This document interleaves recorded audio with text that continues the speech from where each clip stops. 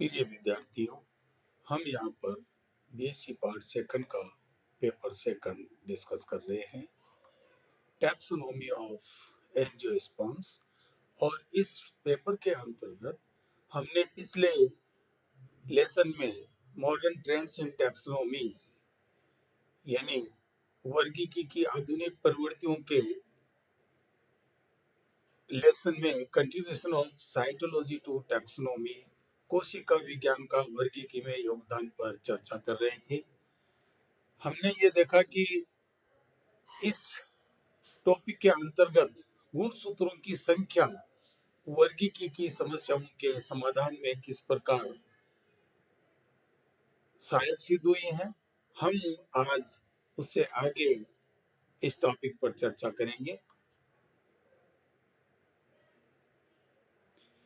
गुणसूत्रों की संख्या के पश्चात यदि हम देखें कि गुणसूत्रों की संरचना या आकारिकी का वर्गीकी के क्षेत्र में क्या योगदान रहा है। जैसा कि हम जानते हैं, गुणसूत्रों की संरचना में इनके आकार, आकृति यानी गुणसूत्र बिंदु, जिन्हें सेंट्रोमियर कहते हैं, की स्थिति तथा द्वितीयक संकीर्णन सेकेंडरी कंस्ट्रक्शन की उपस्थिति में व्यापक भिन्नताएं मिलती हैं। इसका तात्पर्य हुआ कि गुणसूत्रों की संरचना में भी बहुत सारे भिन्नताएं अलग अलग जातियों में पाई जाती है, जैसे इनका आकार, इनकी आकृति अर्थात गुणसूत्र बिंदु की स्थिति, सेकेंडरी कंस्ट्रक्शन आदि आदि। ज्ञातव्य है कि गुणसूत्र बिंदु की स्थिति के अनुसार गुणसूत्र मध्य केंद्री मेटासेंट्रिक, उप मध्य केंद्री सब मेटासेंट्रिक, अंत केंद्री टीलोसेंट्रिक अथवा अग्र केंद्री एक्ट्रोसेंट्रिक होते हैं, हो सकते हैं। किसी पादप के गुणसूत्रों के अगुणित समुच्चय अर्थात संजीन को गुणसूत्र प्ररूप या केंद्र प्ररूप कैरियोटाइप कहते हैं तथा गुणसूत्र प्ररूप या केंद्र प्ररूप संरचना प्रदर्शित करने वाले चित्र डायग्राम को गुणसूत्रीय आलेख या कैरियोग्राम और इडियोग्राम कहते हैं। विभिन्न जातियों के गुणसूत्रीय आलेखों के अध्ययन एवं विश्लेषण के आधार पर यह स्थापित किया गया है कि सममित गुणसूत्र प्ररूप आदिम प्रकार के, जबकि असममित गुणसूत्र प्ररूप प्रगत प्रकार के होते हैं।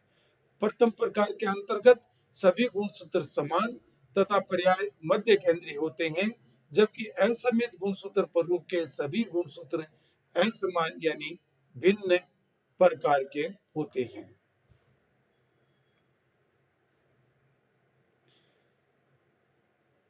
तत्संबंधी कुछ उदाहरण देख करके हम इस बात को और मजबूती देंगे कि किस प्रकार से कोशिकीय संरचनाएं आकारिकी वर्गीकीय क्षेत्र में सहायक सिद्ध हुई हैं। पहला उदाहरण देखें हम, कोशिका विज्ञानी अध्ययनों के आधार पर हल की गई कुछ रोचक समस्याओं में से दो वंशों से संबंधित ये समस्या वाकई बड़ी रोचक समस्या है। और ये दो वंश जिनकी हम बात करना चाह रहे हैं वह है यक्का एंड अगेव।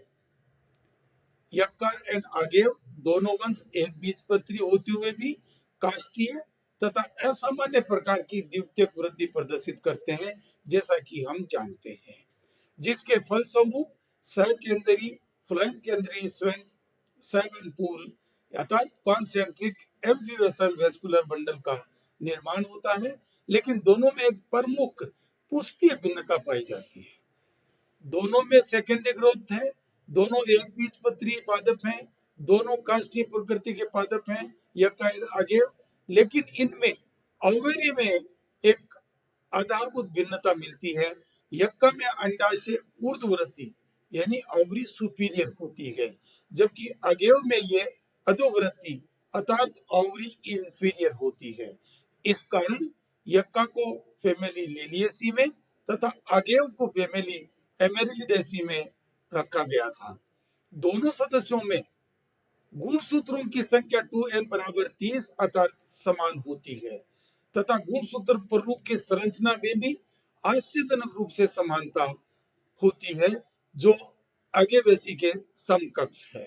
यहाँ पर प्रॉब्लम क्या थी कि दोनों में आधारभूत जो समानताओं के साथ साथ एक मुख्य असमानता और इंफीरियर और सुपीरियर का होना है।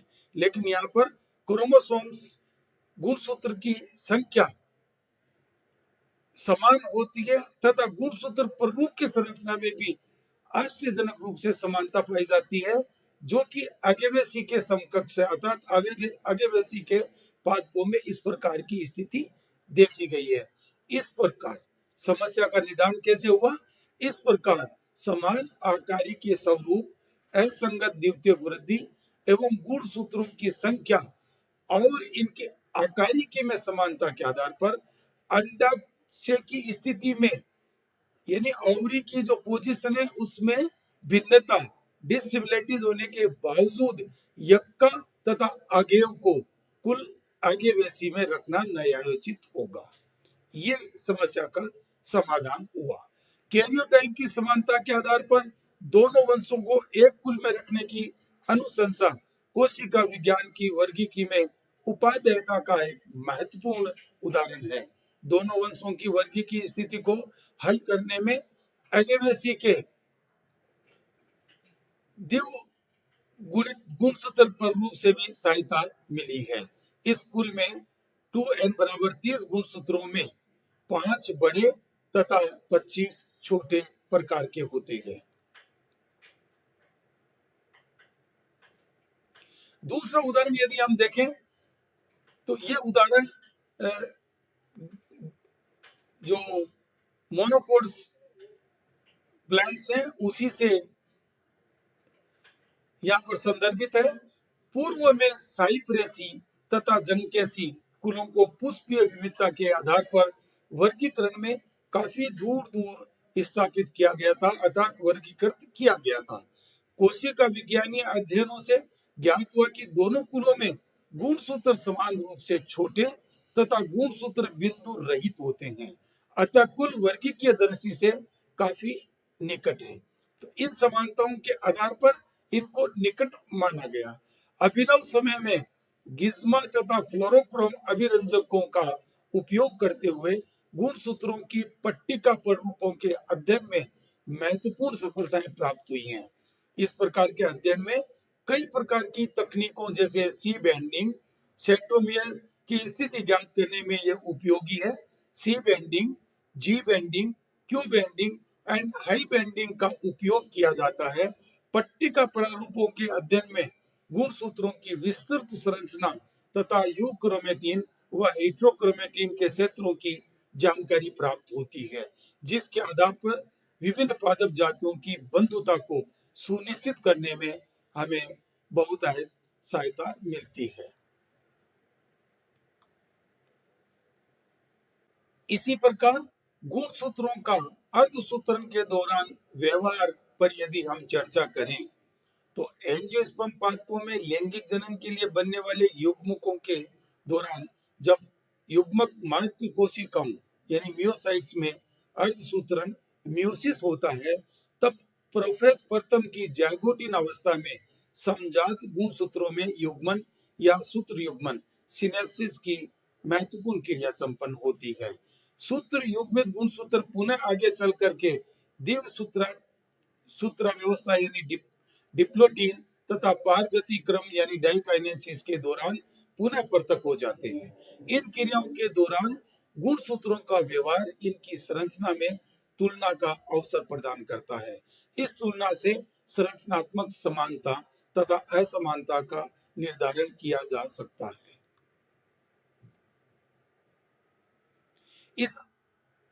यह अवसर और भी महत्वपूर्ण तब होता है जबकि अध्ययन किसी संकर हाइब्रिड पादप से रिलेटेड हो। अगर संकर का निर्माण किन्हीं दो काफी भिन्न पूर्वजों के युग्मकों के संयोजन से होता है तो ऐसी दशा में गुणसूत्रों के मध्य सूत्र युग्मन नहीं हो पाता है। कहने का तात्पर्य क्या है कि यदि हम हाइब्रिड में गुणसूत्रों के अर्धसूत्रण के दौरान व्यवहार को देखें तो संकर का निर्माण यदि काफी भिन्न पूर्वजों के युग्मकों के संयोजन से होता है तो ऐसी दशा में गुणसूत्रों के मध्य सूत्र युग्मन सिनेप्सिस नहीं होता है और इस अवस्था को असूत्र युग्मन या एसिनेप्सिस कहते हैं। इसी प्रकार कुछ मामलों में सूत्र युग्मित गुणसूत्र शीघ्र ही पृथक हो जाते हैं, उतना समय नहीं लेते हैं डाइकाइनेसिस और डिप्लोटीन की अवस्था में जितना कि सामान्य अवस्था में लेते हैं। इस स्थिति को, जबकि ये सूत्र युग्मित गुणसूत्र शीघ्र ही पृथक हो जाते हैं, इस स्थिति को विसूत्र युग्मन या डिसाइनेप्सिस कहते हैं। इस प्रकार मियोसिस के दौरान गुणसूत्रों के व्यवहार का आधार पर किसी संकर के संभावित अर्थात अज्ञात पूर्वजों की पहचान को सुनिश्चित करने में सहायता मिलती है। गुणसूत्रों के अर्धसूत्रण के दौरान व्यवहार पर हम एक उदाहरण यहाँ पर लेते हैं जिससे कि बात स्पष्ट हो जाएगी। षटगुणित यानी हेक्साप्लॉइड गेहूं की जाति ट्रिटिकम एस्टिवम, जिसका अनुवंशिक गठन capital A capital A capital B capital B capital D होता है, के संजीन विश्लेषण से ज्ञात किया जा सकता है कि संजीन द्विगुणित जाति ट्रिटिकम मोनोकोकम तथा अन्य वंश एंजियोप्स स्पेल्टोइड्स में के संक्रमण से चतुर्गुणित जाति ट्रिटिकम डाइकोकम में उपस्थित थे। तृतीय जीनोम की प्राप्ति वंश एंजियोप्स स्क्वेरोजा से हुई थी। संक्षेप में प्रथम संकरण ट्रिटिकम मोनोकोकम क्रॉस विद एंजियोप्स स्पेल्टोइड्स के मध्य कराकर संकर ट्रिटिकम डाइकोकम प्राप्त किया। द्वितीय संकरण ट्रिटिकम डाइकोकम क्रॉस विद एंजियोप्स स्क्वेरोजा के मध्य क्रॉस कराकर षटगुणित जाति प्राप्त की। पूर्वजों की यह जानकारी गुणसूत्रों के व्यवहार द्वारा ज्ञात की जा सकती है।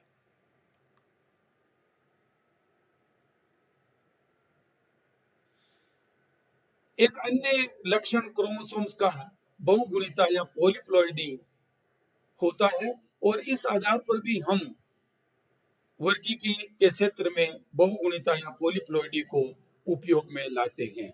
20वीं शताब्दी के प्रारंभ से ही विभिन्न पादप समूहों की गुणसूत्र संख्या मान के आधार पर इस समूह के बीच पारस्परिक बंधुता की घनिष्ठता को जानने का प्रयास किया गया। विभिन्न पादप जातियों में गुणसूत्र संख्या का द्विगुणित या त्रिगुणित अथवा इसके गुणन में पाया जाना बहुगुणिता कहलाता है। निकट संबंधी पादपों जैसे एक ही पादप वंश में विभिन्न प्रजातियों के पादपों की गुणसूत्र संख्या में पारस्परिक अंकगणितीय संबंध या बंधुता बहुगुणिता देखी जा सकती है। इनकी गुणसूत्र संख्या पादप वंश की आधारभूत संख्या यानी एक्स संख्या के गुणनफल में पाई जाती है। जैसा कि पूर्व में ये उदाहरण स्पष्ट कर दिया गया था, मैथ्यू के अध्ययन के अनुसार पाइपर वंश में गुणसूत्रों की अगुणित अर्थात आधारभूत संख्या n बराबर 26 है। पाइपर नाइग्रम में 2n बराबर 52, पाइपर बेटल में 2n बराबर 78, पाइपर की वन्य किस्म में 2n बराबर 104 है। आधुनिक अध्ययनों से प्राप्त परिणामों से यह भी ज्ञात हुआ है कि बहुगुणिता की प्रक्रिया अवर्तबीजी पादपों की तुलना में फर्न एवं अन्य टेरिडोफाइट में बहुलता से पाई जाती है। दक्षिण भारत में पाई जाने वाली 60% फर्न जातियां बहुगुणित होती है, जबकि स्टेबिन्स के अनुसार अवर्तबीजी पादपों की लगभग 30 से 35% जातियों में ही बहुगुणिता परिलक्षित होती है। एक ही कुल के विभिन्न पादप वंशों में बहुगुणिता के आंकड़े इन पादप वर्गों के वर्गीकीय अभिनिर्धारण में महत्वपूर्ण भूमिका निभाते हैं। बहुगुणिता की प्रक्रिया द्वारा संकर प्रजाति भी जननसम हो जाती है।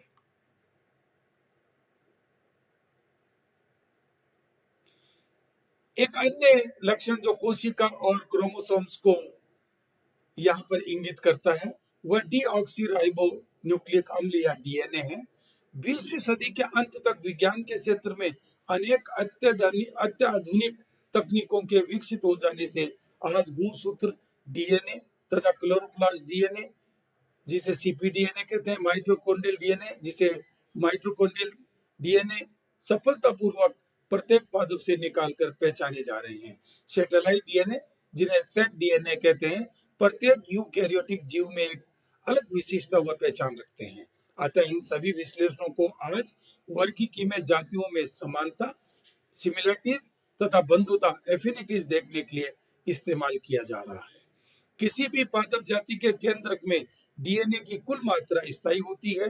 ये डीएनए दोनों जनक पादपों, क्रमशः नर एवं मादा पादपों से प्राप्त होते हैं। बोल्टर एवं मैककार्थी के अनुसार विभिन्न पादपों में प्राप्त एक सूत्रीय पॉलीन्यूक्लियोटाइड श्रृंखलाएं यदि संकरित होकर द्विसूत्रीय डीएनए का निर्माण करें तो यह समझा जाता है कि पादपों में आवश्यक रूप से समानता पाई जाती है। बोल्टर के अनुसार, उन्होंने एक उदाहरण देकर के अपनी इस बात को समझाया। बोल्टर के अनुसार विस या विलोसा नामक एक पादप प्रजाति में डीएनए के 50% न्यूक्लियोटाइड अनुक्रम पाइसम से समानता दर्शाते हैं, जबकि फेसियोलस से केवल 20% न्यूक्लियोटाइड अनुक्रम ही पाइसम से समान होते हैं। उपर्युक्त अध्ययन के आधार पर विभिन्न पादपों के मध्य आपसी बंधुता व घनिष्ठता को प्रदर्शित किया जा सकता है। विभिन्न पादप कोशिकाओं में उपस्थित माइटोकॉन्ड्रियल डीएनए विशिष्ट लक्षणों के पाए जाते हैं। यहाँ तक कि वर्गीकीय निर्धारण के अनेक उदाहरणों में तो केंद्रीय डीएनए की तुलना में माइटोकॉन्ड्रियल डीएनए की जानकारी अधिक महत्वपूर्ण मानी गई है। इसका कारण यह है कि केंद्रीय डीएनए के जीन दोनों जनकों से मिलते हैं, जबकि माइटोकॉन्ड्रियल डीएनए में उपस्थित जीन केवल मादा जनक से प्राप्त होते हैं। कोशिका द्रव्य वंशागति के अनुसार ये तथ्य स्पष्ट है। अतः वर्गीकरण विज्ञानियों के अनुसार विशेष प्रकार के पादपों की पहचान एवं वर्गीकरण में माइटोकॉन्ड्रियल डीएनए संबंधी जानकारी अधिक उपयोगी हो सकती है। उदाहरण के तौर पर देखें, पालक, जिसका कि वानस्पतिक नाम स्पाइनेसिया ओलिरेसिया, फेसुलस ऑरियस, लेथाइरस ओडोरेटस आदि के वर्गीकरण निर्धारण में इनके माइटोकॉन्ड्रियल डीएनए, न्यूक्लियोटाइड सारिमुखों की संख्या, डीएनए के एक अणु की लंबाई एवं उनके अनुभाग की विशेष जानकारी महत्वपूर्ण है।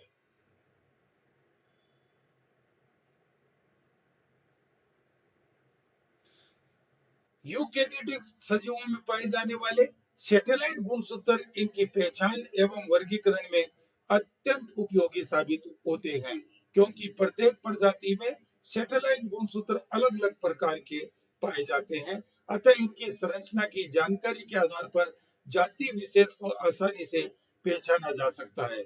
इन गुणसूत्रों में उपस्थित सैटेलाइट डीएनए संरचना का अध्ययन करके हम विभिन्न प्रजाति के बीच समानता का आंकलन कर सकते हैं।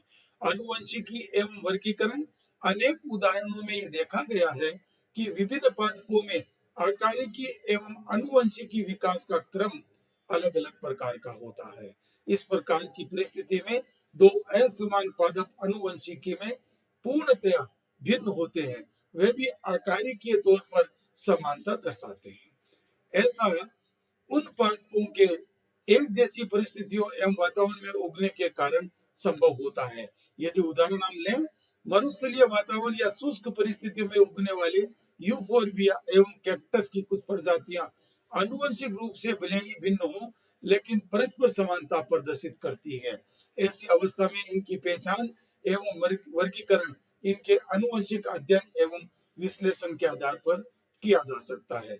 विद्यार्थियों, हमने कोशिका विज्ञान का वर्गीकी में योगदान के अंतर्गत कोशिका संरचना, क्रोमोसोम्स की संख्या, क्रोमोसोम्स के आकारिकी, डीएनए, पॉलीप्लॉइडी, सेट डीएनए आदि आदि पर विचार किया और यह देखा गया कि इन सभी से प्राप्त सूचनाएं हमारे वर्गीकी के योगदान में महत्वपूर्ण भूमिका अदा करती है। हम यहाँ पर कुछ क्लास वर्क के रूप में लघु उत्तरात्मक प्रश्न एवं टिप्पणी स्वरूप प्रश्न देखें। नंबर 1, सूत्र युग्मन सिनेप्सिस को परिभाषित कीजिए। नंबर 2, असूत्र युग्मन एसिनेप्सिस को परिभाषित कीजिए। नंबर 3, विसूत्र युग्मन डी सिनेप्सिस को परिभाषित कीजिए। नंबर 4, गुणसूत्र पर रूप या केंद्र पर रूप कैरियोटाइप क्या है, इसकी परिभाषा दीजिए। नंबर 5, गुणसूत्रीय आलेख यानी कार्योग्राम या इडियोग्राम को समझाइए या परिभाषित कीजिए। टिप्पणियां लिखिए। नंबर 1, गुणसूत्रों की संरचना आकारिकी का वर्गीकी में योगदान। और नंबर 2, गुणसूत्रों का अर्धसूत्रण के दौरान व्यवहार एवं वर्गीकी में योगदान। हम मॉडर्न ट्रेंड्स इन टैक्सोनॉमी के अंतर्गत साइटोलॉजी का योगदान के पश्चात आगे इसको कंटिन्यू करेंगे और एक अन्य मॉडर्न ट्रेंड्स का अध्ययन करने के लिए इसी माध्यम से फिर मिलेंगे। धन्यवाद।